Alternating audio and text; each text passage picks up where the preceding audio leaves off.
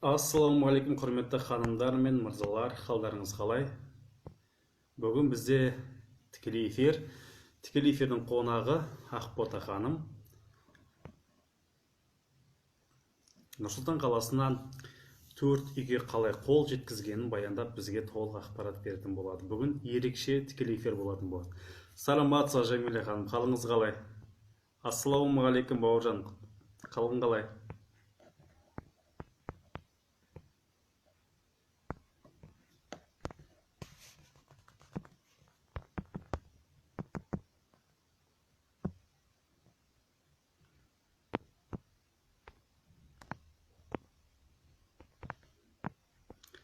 Қазір бірер минуттан соң бастаймыз. 5-10 минуттан соң бастаймыз. Уағалейкум ассалам.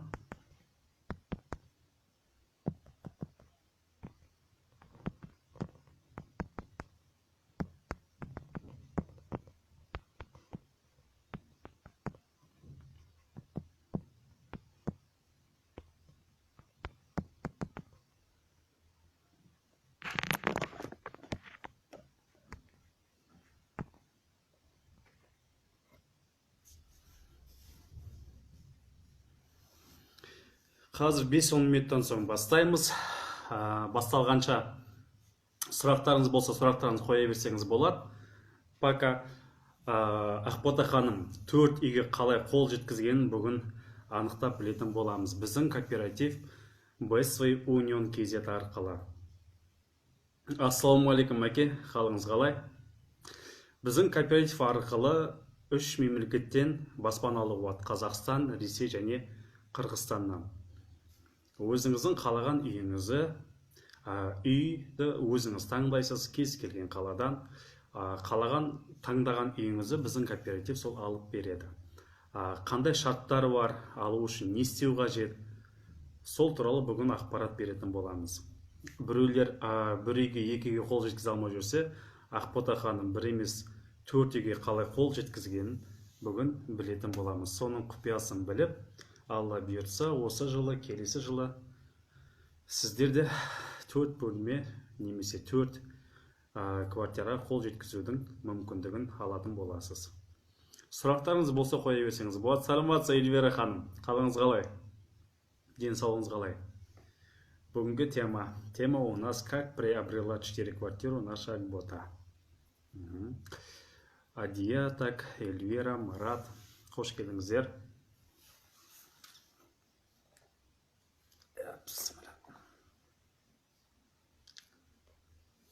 Ақбота ханымға сізді қосамын.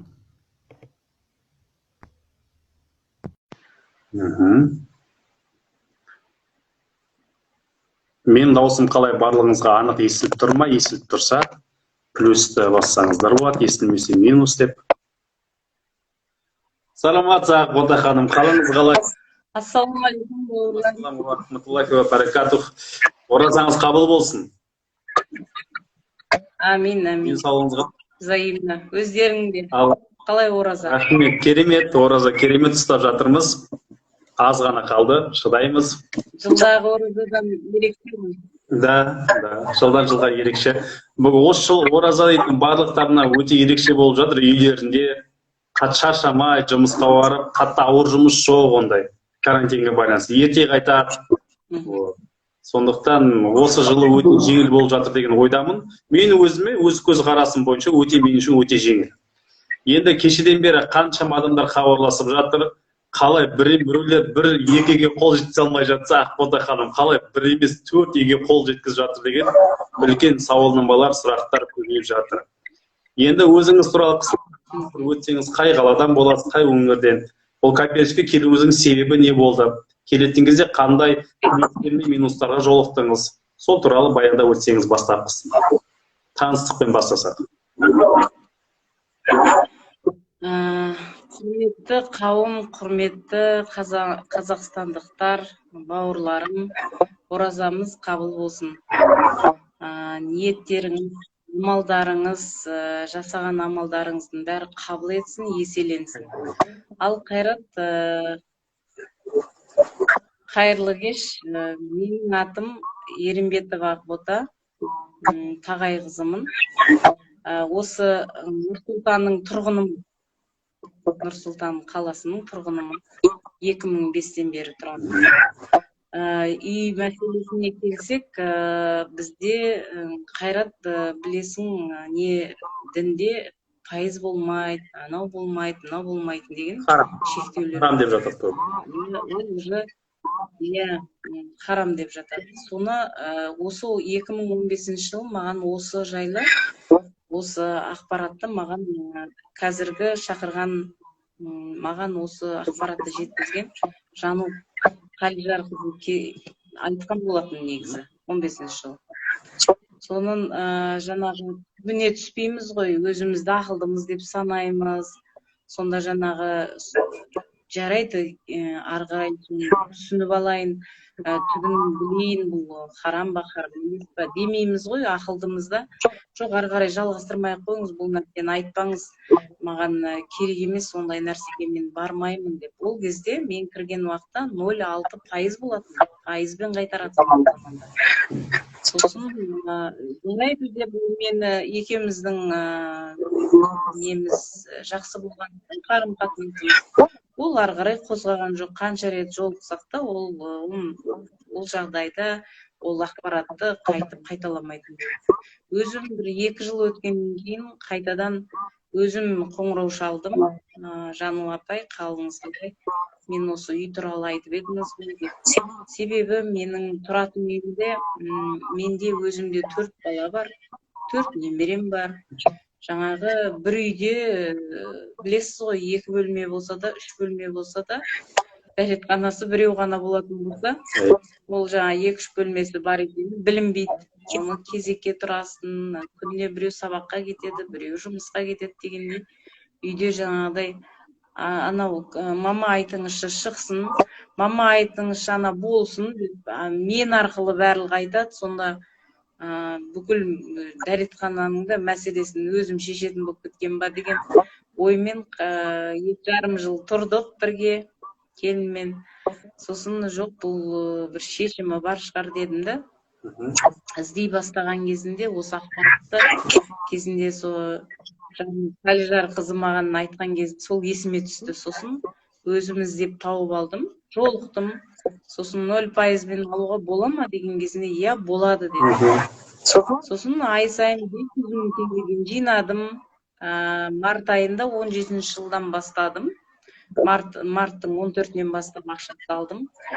Содан ай сайын салып отырып, октябрьге дейін салдым. Сосын октябрьде қайтадан жолықтым Жану Қалижарынаға.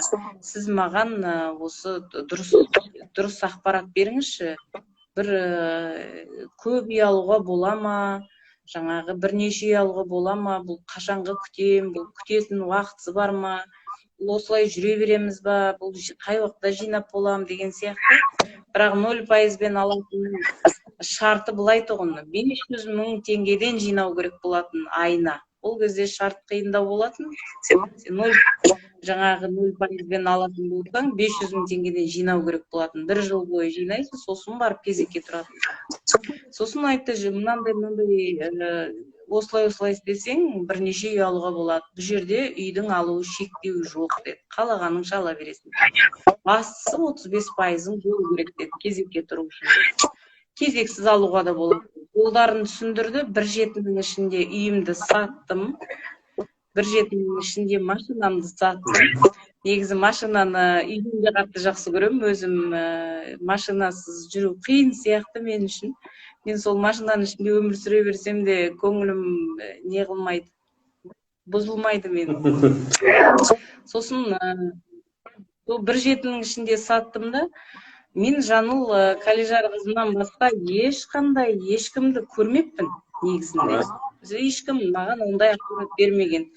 Сонда 2 жыл бойы ешкім маған айтпаған. Мен екеуміз ақшаны алып келдік. Тез 3 пәтерге салдық. Бір 5 күннен кейін бірінші пәтерімді алдың деді. Негізі басында көп нәрсені біле бермейсің ғой. Қалай болып жатыр, не болып жатыр, түсінбейсің. Жану Қалижар қызының етегінен ұстап аламын да, не айтса соны істеп жүре берем. Бірақ маған қатты ұнайтыншы, жаңағы орта ұнайтын. Күніге келем ғой. Ол кезде офис 2-ақ рет ашылатын. Жаңағы воскресенье, вторник күні ашылады, қалған күні жабық тұрады. Сосын Жанука жарына айттым, маған кілт дубликат жасатып алып, мен осы отырғым келеді деген ғой. Жарайды деп істетіп алып, күніге келем, жалғыз өзім отырам, қайтам. Жаңа күн суытып кеткен, жалғыз өзім отырам, шай демдеп қоям, сөйтіп жүріп, әйтеуір халықты жинап алдым айналама. Уже жұрттар күніге келуді үйренді. Ол кезде мен келген кезде 57-ақ үй алынғанды. Ол кезде қазір 500 мыңға жақындады ғой. Ол кезде 57 үй алынған, өзі бар жоғы 400 адам болатын, бар жоғы жинайтыны бар, жинақ программасымен алғандар бар, біз сияқты алған адам бар 57. Енді өте аз болды. Бірақ кезекте тез болатын, енді аз болған. Сосын 5 күнде маған үйді шығарып берді. Қоңырау шалды, сіз үй қарай беріңіз деп. Сосын не істерін білмей, қай жақтан қарарымыз білмей, бірінші негізі Шымқаладан аламыз деп ойлағанбыз. Кейін жоқ, Астанадан алатын болып шештік. Бірінші үйді Астанадан алдық, Расулбековадан. Сосын біраз уақыт өткеннен кейін соны тойлап жүрдік қой сол. Жаңағы үйді айта береміз, алғанымызды айтамыз. Енді ол кезде бір кішкене бала сияқты қолыңа бір тәтті кәмпит беріп қойғандай қуанып жүрдім. Өзімен өзім бірнеше үйге жететін болдым ғой. Үй мәселесі шешілетін болды дегенде. Енді сол күннен бастап менде бір мереке бітпейтін болды ғой. Күніге жаңа Алматыға барамыз, сол жақта айтамыз.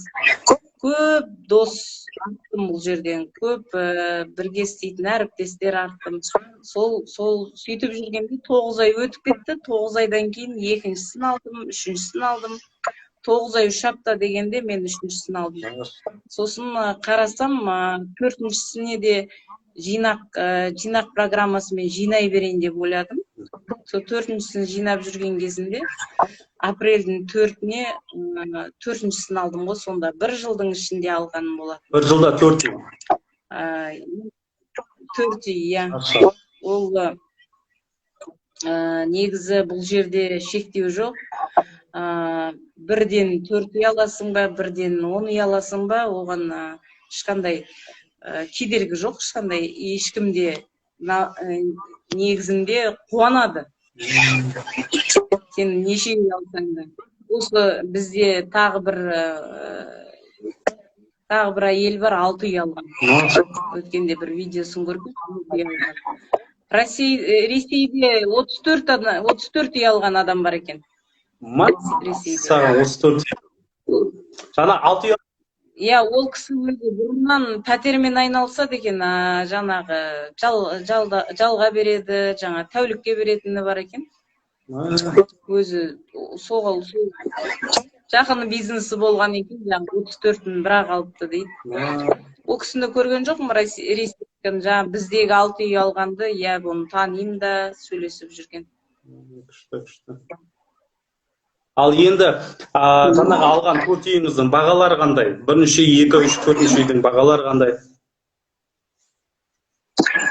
Бірінші үйімді, енді ол айттым ғой, бірінші үйімізді Шымқаладан алатын болғандықтан біз 1 бөлмелі аламыз Шымқаладан деп аз сома көрсетіппіз.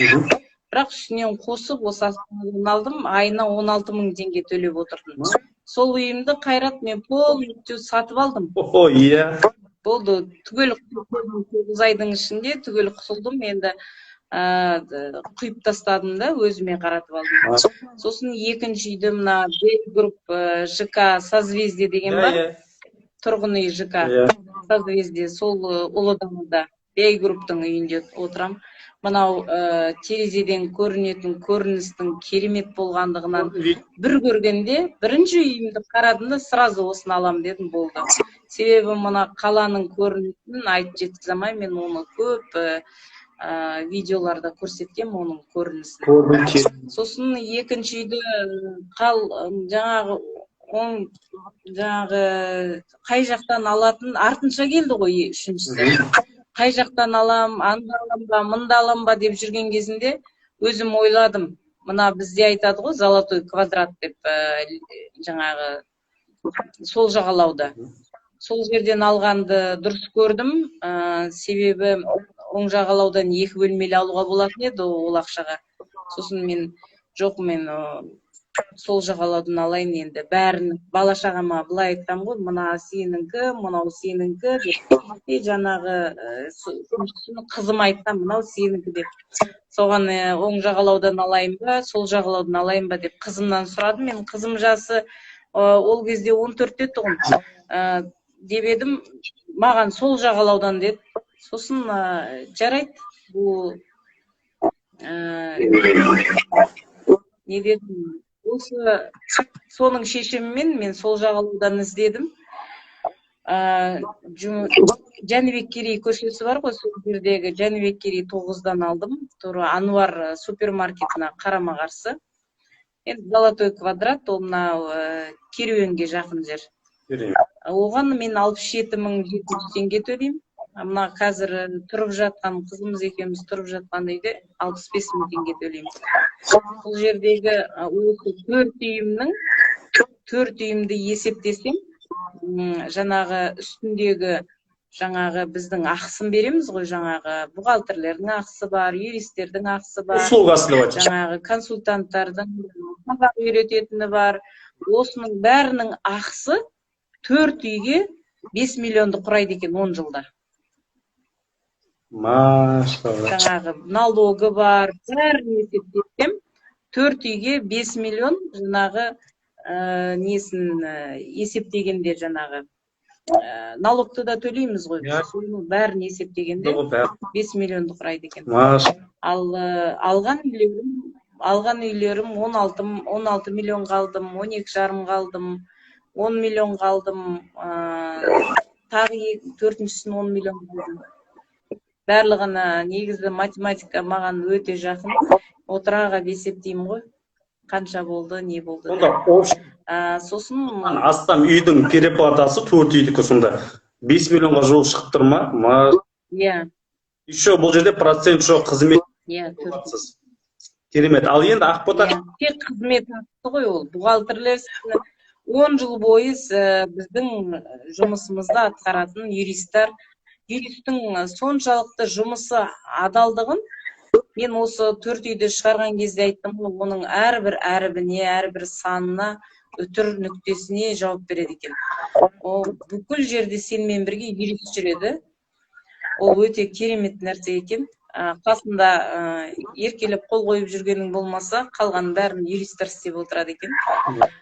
Сосын жаңағы бізді ай сайын төлейтін қайтарым ақшамыздың квитанциясы болады ғой, соны тіркейміз, оны бухгалтерлер тіркейді.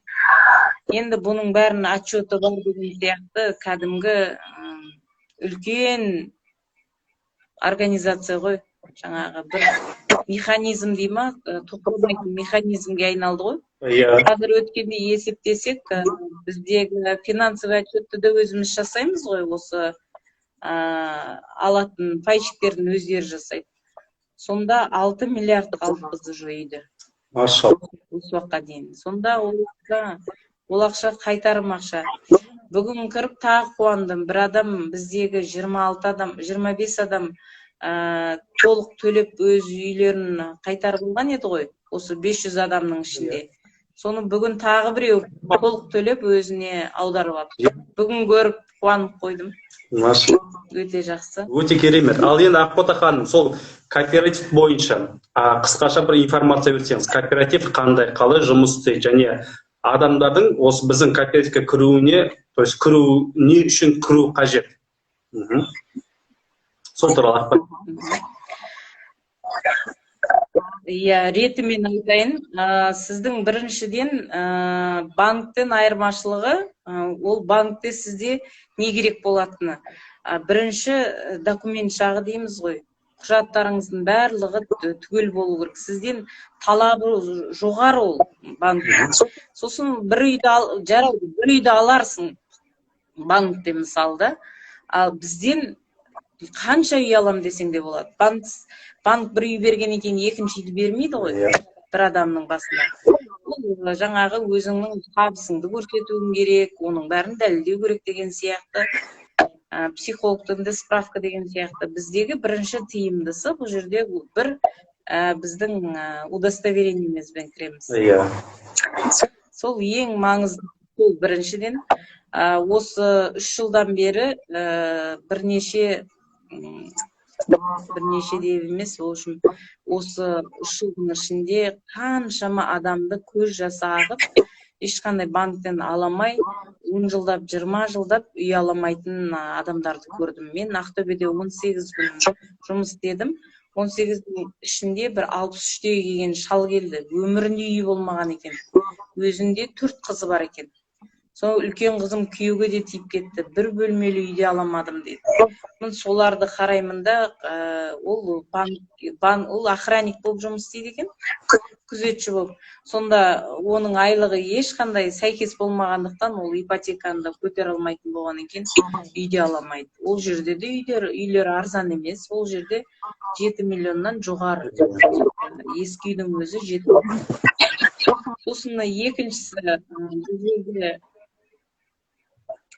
35%, 50 емес, банктегідей 35% саласыз, қалған 65%-ды сізге осы халық 10 жылға береді. Қарызға бергенде ғой, сіз 0%-бен қайтарады. Сіздің жаңағы үстінен төлейтін ақыңыз тек қана осы бухгалтер, жаңағы юристің, жаңағы сіздің жеке өзіңіздің консультантыңыз сізді 10 жыл бойы жаныңызда болады, сізге жаңа көмекші болады, осы бүкіл жолды көрсетіп отыратын консультантыңыздың ақысы ол. Жаңағы переплата дейміз ғой, орысша айтқанда. Ол үстіндегі, ол тек қана услуги. Айтқанда, ол тек қана ақылы. Ал басқа ешқандай пай жоқ, ол коммерциялық емес организация болғандықтан ешқандай үстіндегі проценті жоқ. Сосын бір жақсы жері, мына екінші үйді алған кезде, үшінші үйді алғанда жаңағы ақысы азаяды. Юристардың ақысы ғана қалады, консультанттың ақысы 50% ғана болады. Қалған бухгалтердің жаңағы содержание кооператива дейміз ғой, оның бәрі жоқ болады. Бірнеше қанша үй алам десеңіз де, екінші, үшінші, төртінші үйлерде тек қана юрист пен консультанттың 50% ғана алады. Сондағы 50 миллион үй алсаңыз да, жаңағы үстіндегісі 700 мың теңге болады. 10 жылға шағатын болсаң, ол түкте болмайды ғой. Ол бір жерге бар, бір обед ішкенмен тең ғой, ешқандай. Енді басқа, бұл Қазақстанда басқа бір осындай дәл біздің кооператив сияқты тиімді алатын ешқандай ұжымда, организациялар жоқ. Сол үшін жаңағы менің бір танысыма осы кооперативті айтқанмын 18-ші жыл басында. Басында емес, мен кірген кезде айтқанмын. Сол кезде айтқаным, үйімді сатам, сенімен бірге алам деп жүрді. Сосын 1 жыл жүріп алды. 18-ші жыл бірақ сатты үйін. Бірақ сататын болған кезінде қолында ақша бар. Мен деді бүкіл нені білейін деді, нарықты. Бүкіл неге барайын, жаңағы құрылысқа барайын, банктерге барайын.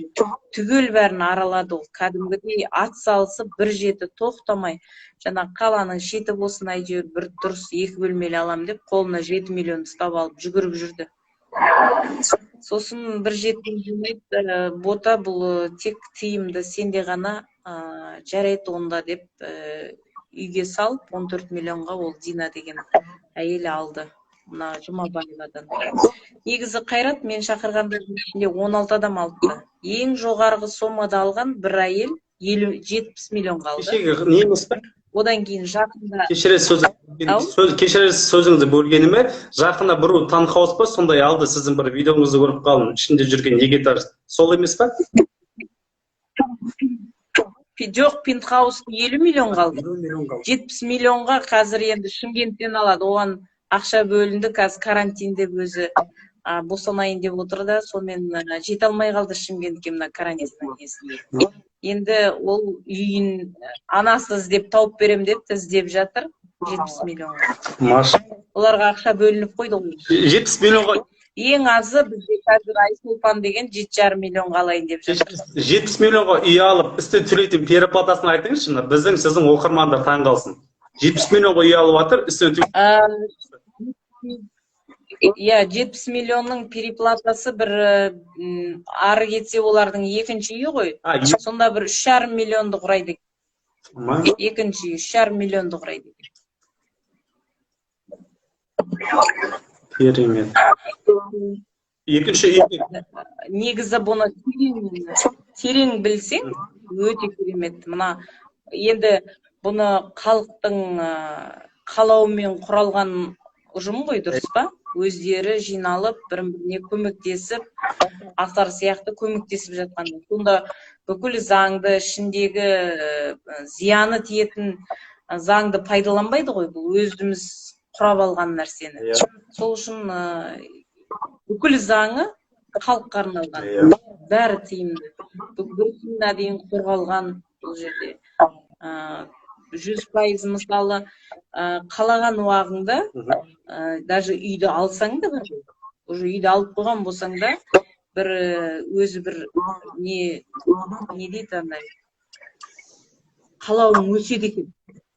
Жаңағы қазір мен уже қалауым өскеннен 5-ші үйіме кезекке тұрып алғам, қазір 207-ші болып тұрмын.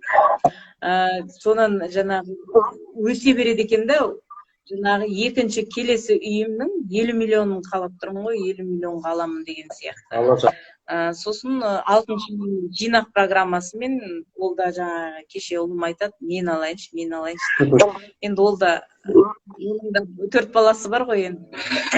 Сол сияқты ол жаңағы аппетит дейміз ғой, араның ашылып, тағы да алғың келіп кетеді екен. Содан жаңағы дәл сондай жағдай болса, жаңағы ана үйлерің, алған үйлерің ұнамаса, қалаған адамыңа өзі мен осы үйімді адамға сатамын десең, это договор цессии дейді ғой. Қалаған адам шығады екен. Мен алам деп таласады екен. Соны кәдімгі заңмен Министерство юстициядан кәдімгі тіркеп, арест дейміз ғой, обременение қойып, кәдімгі заңды адамның атына өткізіп, ол да жаңа 35% пайыздарыңды өзіңе қайтарады, қалғанын бәрі сол кісіге өтті. Ол темадан да өттік біз. Керемет. Сөз жоқ.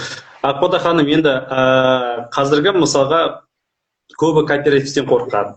Көбі там кооператив жауып қалады деп қойып отыр. Ой жағына өзіңіздің көзқарасыңыз айтсаңыз. Сіз уже 2017-тен бері келе жатырсыз. Оның алдында 2 жыл бұрын естігенсіз. Тағы да сіз кіретін кезде сенбей, кірмей тұра тұрыңыз, алдап кетеді деген адамдар да болған шығар. Сіз ол жолдан қалай өттіңіз, соны айтып өтсеңіз. Қайрат, өте сұрағың дұрыс. Бұл адамдар үрейленеді де жүреді, өз көлеңкесінен қорқып жүрген адамдар көп негізінде. Енді ол әркім өз өмірін өзгертемін десе, ол өз қолында. Оның барлығы өзінің қалауымен істейді.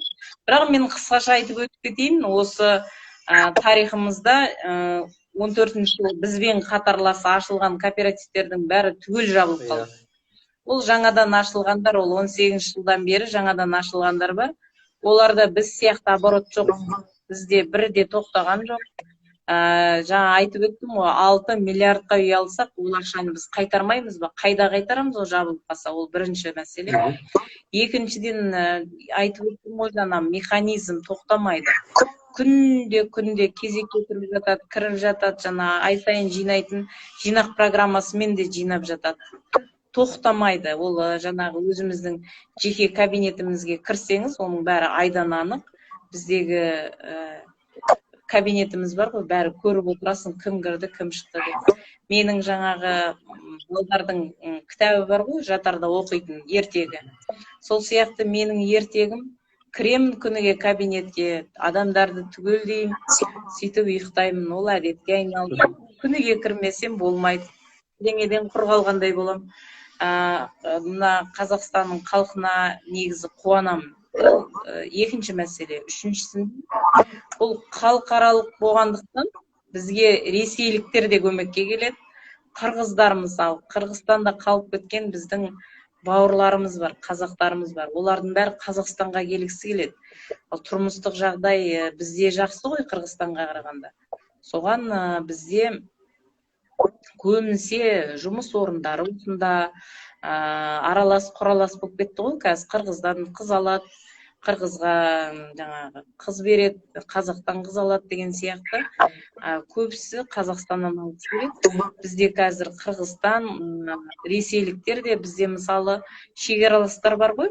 Ресейге жақын шекаралас қалаларымыз бар Қазақстанның. Сонда біреудің шешесі қалып кеткен болады Ресейде, немесе баласы қалып кеткен болады. Сонда осы үй мәселесі шешілмегеннен бірін-біріне жақындай алмай қалған көп жағдайлар бар. Соларға күшті мүмкіндік сол. Ресейліктер бізге де көмекке келді. Сонда біздің үш мемлекеттің көмегімен біздің қазіргі кезегіміздің жылжуы да, бір айда 40 пәтер алатынымыз да сол. Енді күніге бір пәтерден алып отырсақ, қандай кооператив деп ойлайсыздар? Мен өзім бүгін ковидке кіріп қараған кезде, Ақбота ханым, бүгін майдың 12-сі күні. Қарап отырсаң 11 квартира алынған ғой.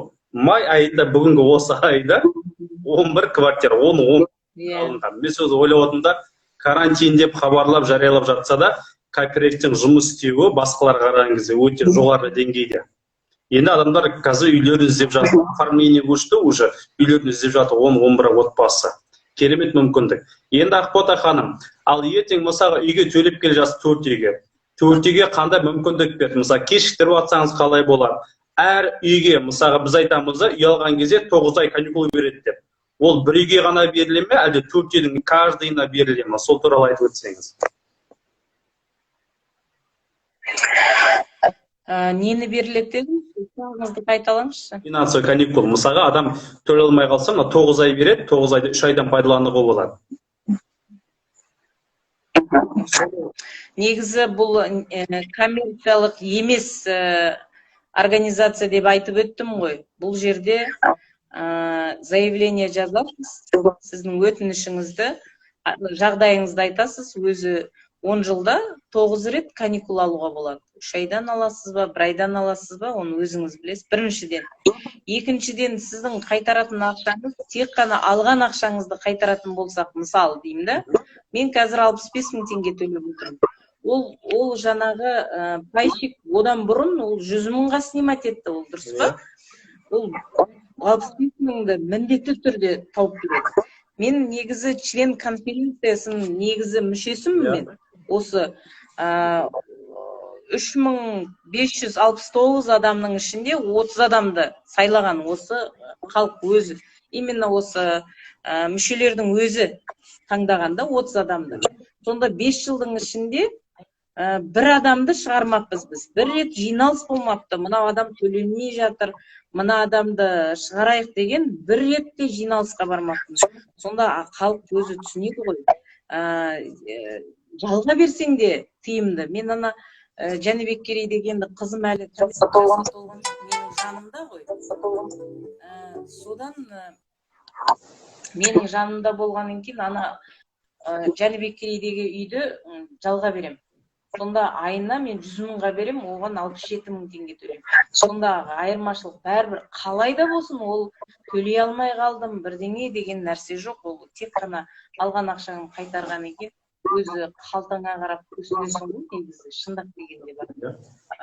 Өзі 10 миллиондық үй алатын адамдар бөлек болады, 50 миллион алатындар бөлек болады. Ол өздерінің табысына байланысты өлшейді екен ғой алатын үйін. Жаңа 20 миллиондық үйді алып, өзі бір 100 мың айлық алатын болса, ол 50 миллиондық үйді алмайды ғой. Дұрыс па? Сол сияқты әр адамның өзі бір Аллах солай өлшеп қойған ба, кірген адамнан сразу білесің оның жағдайын, қалай төлейтінін, қаншалықты өзінің төлей алатындығы.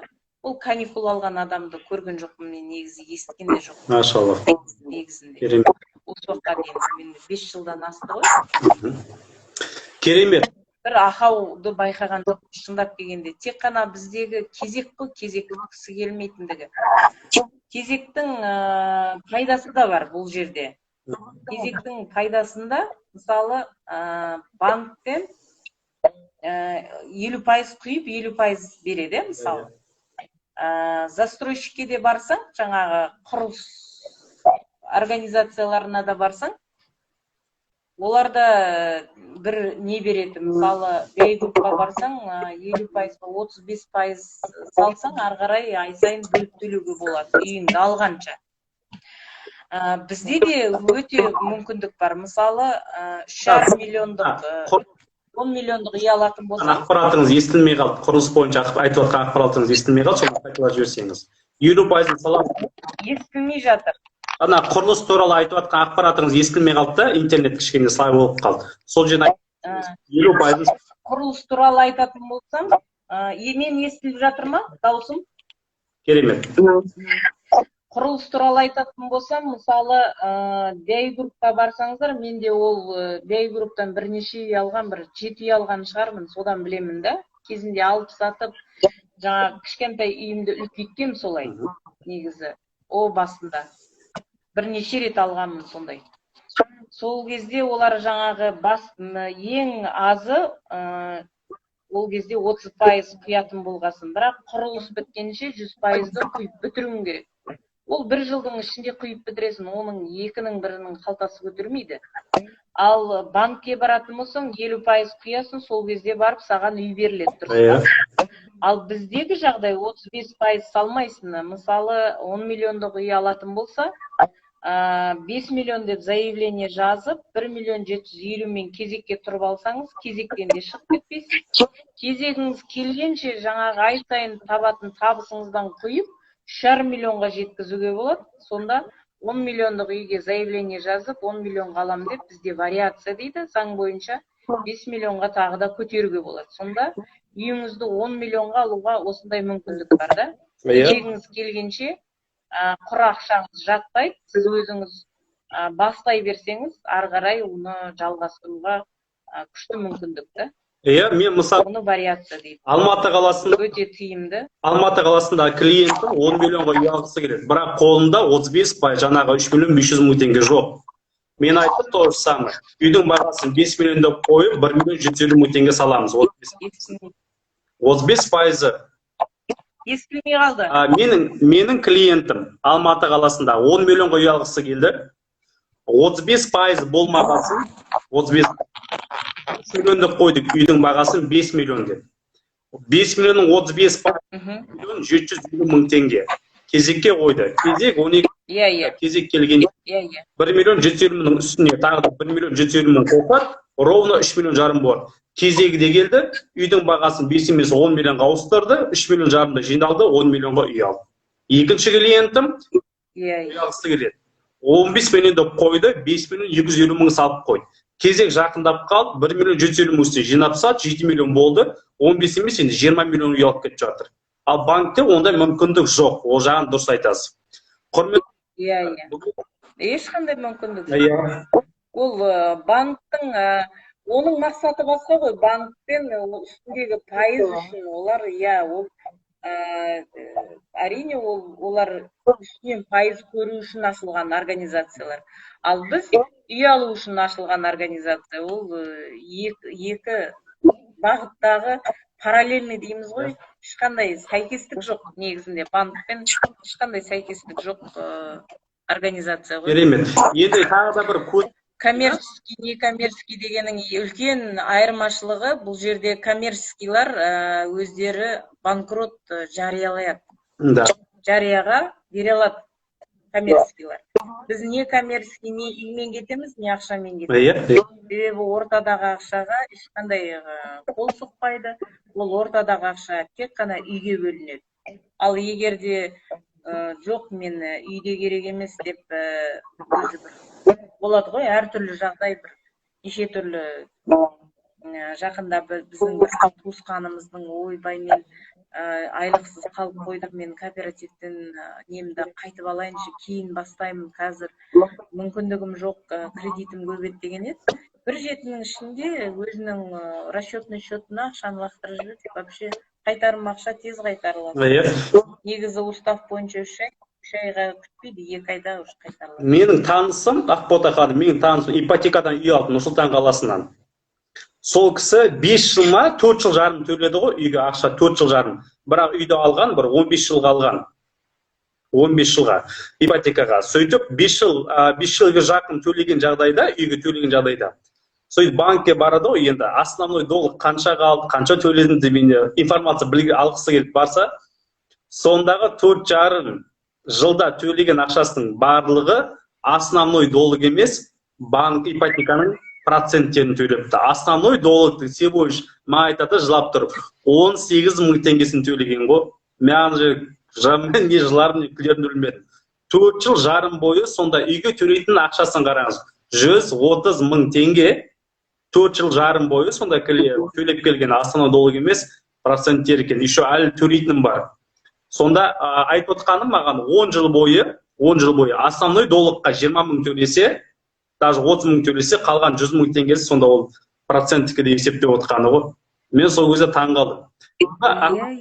Ақбота ханым, сізге Алла разы болсын. Сұхбатымыз мен ойлаймын, что аяқталды, уақыты да келді. Барлық сұрақтарға жауап бердіңіз деген ойдамын.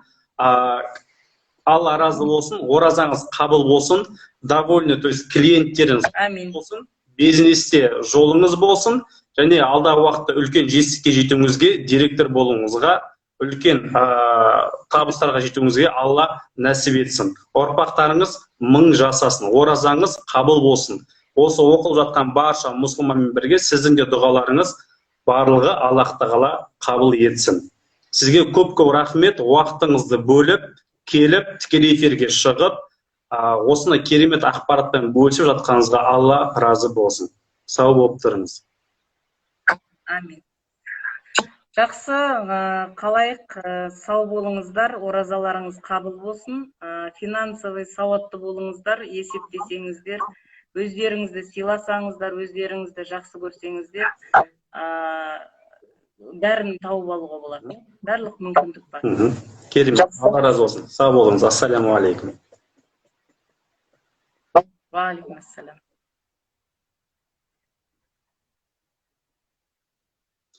Ал құрметті оқырмандар, сұрақтарыңызға жауап берейін. Ақтауда филиалыңыз бар ма дейді? Иә, бар. Прямой эфир сақталады. Да, эфир сохраняется. Да. Қазір сұрақтарыңыз болса, тікелей қойсаңыз болады. Сұрақтарыңыз болса, қойсаңыз болады. Да, Ақбота ханымға өте рахмет, Алла разы болсын. Көрдіңіздер ғой, мен өзім және таң қалып отырмын. Ақбота ханым басында кірген кезде кооперативке даже бір 50-ге жуық отбасы баспаналы болған. 50-ге жуық всего лишь. Ал қазір уақыт өте 2 жылда қазір сонда 500-ге жуық отбасы баспаналы отыр. Салыстырмалы түрде қарайтын болса, мысалға, қазір сонда 500 адамның ішінен, даже 400 олай, 500 адам ішінен 50-ні алып тастаған кезде 450 отбасы 2 жылда. Это уже дорого стоит, өте үлкен мүмкіндік. Ақтауда Хаймик районында. Мен сізге қазір телефон нөмірімді жазамын. Ақтауда сол маған WhatsApp-қа жазып, толық адресті алып, бірге уақытты белгілесек болады. 248-701, 246-67-27. Қарлығаш ханым, ол менің осы телефон нөмірім. Сол нөмірге WhatsApp-қа жазсаңыз болады. Мен сізге айтамын, қай күні, қай уақытта қабылдай алатынымды, өйткені сіз запись бойынша қабылдаймын. Гүлжан ханым келді, Талибаева. Біздер эфир енді аяқтап жатырмыз, Гүлжан ханым. Қалыңыз қалай, оразаларыңыз қабыл болсын. Эльмира ханым, сіз де WhatsApp-қа жазсаңыз болады. Басқа қаланың тұрғындары болатын болсаңыз, онлайн режим арқылы сізбен сөйлесіп, сұхбаттасып, сіз алғыңыз келген үйді қалай алу керек екен тиімді жолдарын көрсетсем болады. Және кезекпен де алатын, және кезексіз де алатын жолдарын көрсете аламын. Және де первоначальный взносты қалай тездетіп, мысалы жылдың соңына жинауға да болатын жолдарын көрсете аламын. 8-701 246-67-27. Жаңа ғана жаздым, міне тағы да жазып жіберемін телефон нөмірімді. 246-67-27. Так.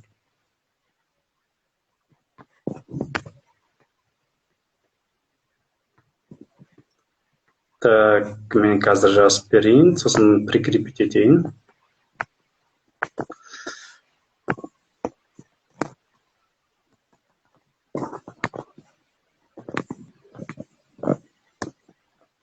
Сегіз жүз бір 246 67 27. Телефон нөмірімді жазып қойдым. Прикрепить етіп қойдым. Міне жазылып тұр мына жерде. Ассалаумағалейкум, Думан, қалыңыз қалай? Динара, Алматы қаласынан. Динара, сізде шақырамыз тікелей эфирге. Үй алған жандарды шақырып тікелей эфирге осындай мүмкіндіктерді жолдарын көрсетіп отырамыз. Вот. Аха, рахмет. Вот. Ал баршаңызға жақсылық тілеймін. Оразаларыңыз қабыл болсын тағы да. Әмин, айтқаның келсін, Думан. Әмин, айтқаныңыз келсін. Сұрақтарыңыз болса қойсаңыздар болады, болмаса тікелей эфирімізді аяқтаймыз.